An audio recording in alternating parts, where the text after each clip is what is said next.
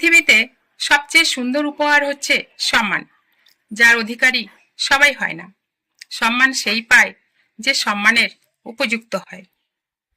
টাকা দিয়ে জিনিসপত্র কেনা সম্ভব, কিন্তু টাকা দিয়ে কখনো সম্মান কেনা সম্ভব নয়।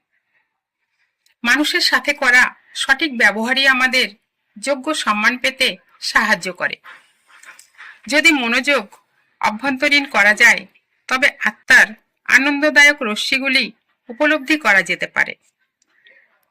যদি মনকে শান্ত করেন, তবে কোনো উদ্বেগ আপনাকে বিরক্ত করতে পারবে না। মানুষের মনের ভাব কখনোই মুখে প্রতিফলিত হয় না। মুখের ওপর সর্বদা পর্দা থাকে। শুধু মানুষ যখন হাসে, তখন পর্দা দূরীভূত হয়। হাস্যরত একজন মানুষের মুখে তার মনের ছায়া দেখা যায়। অধমেরা ধন চায়, মধ্যমেরা ধন ও মান দুটোই চায়, উত্তমেরা শুধু মান চায়, মানই মহতের ধন। জীবনে একটি দিন চলে যাওয়ার মানে আয়ু হ্রাস পাওয়া।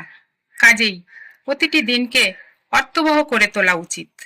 জীবনে যতই ভালো বই পড়ো কিংবা ভালো উপদেশ শোনো না কেন, যতক্ষণ না সেই সবের থেকে পাওয়া তথ্যগুলোকে নিজের জীবনে ব্যবহার না করা হয়, ততক্ষণ অবধি সেই সবের কোনো মূল্যই নেই।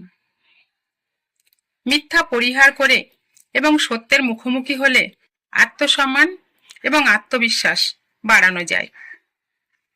পৃথিবীতে যত পাত্র আছে, তাতে কিছু রাখা হলে তার স্থান ছোট হয়ে আসে। তবে জ্ঞানের পাত্র এর ব্যতিক্রম। এতে যতই জ্ঞান ঢালা হয়, ততই তা বৃদ্ধি পেতে থাকে। দোষ, গুণ, ভুল ভ্রান্তি মিলেই মানুষের জীবন। অন্যকে ক্ষমা করার মতো মহৎ মন প্রত্যেকেরই থাকা চাই। যে কোনো মানুষকে সম্মান করা তার হৃদয়ের মণিকোঠায় প্রবেশের জন্য সঠিক চাবির সমতুল্য। একটা সুন্দর মন অন্ধকারে আলোর মতো, যার মাধ্যমে কলুষতার মাঝেও নিজের অস্তিত্বকে মর্যাদা সম্পন্ন রাখা যায়।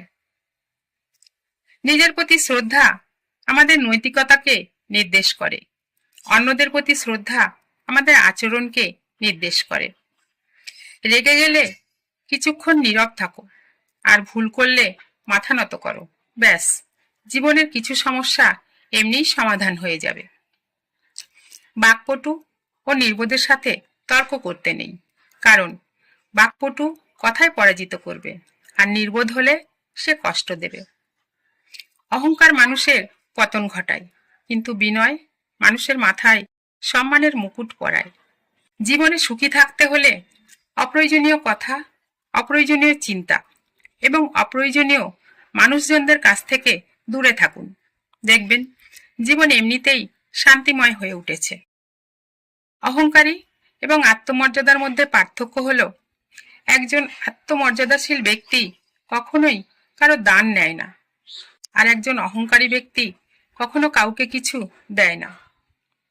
জীবনকে বুঝতে চাইলে পিছনে ফিরে তাকাতে হয়, কিন্তু জীবনে বাঁচতে চাইলে সামনের দিকে তাকাতে হয়। বোঝার আগে বাঁচা জরুরি। অহংকার কখনো কাউকে উপরে উঠতে দেয় না, আর সম্মান কখনো কাউকে নিচে নামতে দেয় না। সৎ চরিত্র মানুষের অনেক খারাপ দিককে ঢেকে দেয়, যেমন অসৎ চরিত্র অনেক ভালো দিককে ঢেকে দেয়। ভুল করা দোষের কথা নয়, বরং ভুলের উপর প্রতিষ্ঠিত থাকা দোষণীয়। যার ভুল হয় সে মানুষ, আর যে ভুলের উপর স্থির থাকে সে শয়তান। ধৈর্য হচ্ছে সকল প্রকার দুঃখ যন্ত্রণার একমাত্র প্রতিকার। যে চেষ্টা করে এবং ধৈর্য ধারণ করতে জানে, তার কাছে সবকিছুই আসে। কৃতজ্ঞতা প্রকাশ করার ক্ষমতা সহজে হয় না, সব লোকের কাছ থেকে তা প্রত্যাশা করা যায় না। চিন্তার প্রতিফলন ঘটে স্বভাব বা প্রকৃতিতে। যদি কেউ মন্দ অভিপ্রায় নিয়ে কথা বলে বা কাজ করে, দুঃখ তাকে অনুসরণ করে। আর যদি কেউ সুচিন্তা নিয়ে কথা বলে বা কাজ করে, সুখ তাকে ছায়ার মতো অনুসরণ করে। সন্তানদের পিতামাতা যদি সন্তানদের দোষ ত্রুটি না দেখতে পায়, তাহলে দোষ ত্রুটির সংশোধন করা অসম্ভব। সংসারে কারো ওপর ভরসা না করে নিজের হাত এবং পায়ের ওপর ভরসা করা শিখতে হয়। ভালো কিছু থেকে ব্যর্থ হওয়া মানে জীবন ব্যর্থ নয়, হয়তো আরো ভালো কিছুর দিকে এগিয়ে যাওয়ার পথ আছে। মনের অবস্থাটি খুব কোমল করতে হয়। কাদামাটির ন্যায় মনকে গঠন করা চাই, তাহলে ওই মনের দ্বারা অনেক সুন্দর জিনিস প্রস্তুত হতে পারে। তৃপ্তি কোনো বাহ্যিক অবস্থার উপর নির্ভর করে না, এটা আমাদের মানসিক মনোভাব দ্বারা নিয়ন্ত্রিত হয়। সম্মান ছাড়া জীবন অসম্পূর্ণ। জীবনের সম্মান নিজের যোগ্যতার মাধ্যমে অর্জন করতে হয়। প্রত্যেকটি মানুষের জীবনের লক্ষ্য হওয়া উচিত নিজের কর্মক্ষমতার দ্বারা সম্মান অর্জন করা, যা ভবিষ্যতে তাকে সাফল্যের দিকে এগিয়ে নিয়ে যাবে। আনুগত্য এবং সম্মান একটি শক্তিশালী সম্পর্ক তৈরি করতে গুরুত্বপূর্ণ ভূমিকা পালন করে। যদি উচ্চ সম্মান লাভ করতে ইচ্ছা হয়, তবে অধীনস্থ ব্যক্তিকে নিজের মতো দেখতে অভ্যাস করতে হবে। তাকে সামান্য মনে না করে বরং তাকে সম্মান করতে হবে। পৃথিবীর সবথেকে কঠিন ভাষা হলো চোখের ভাষা। এই ভাষা পড়ার জন্য মনে গভীর মমত্ববোধ থাকা দরকার হয়।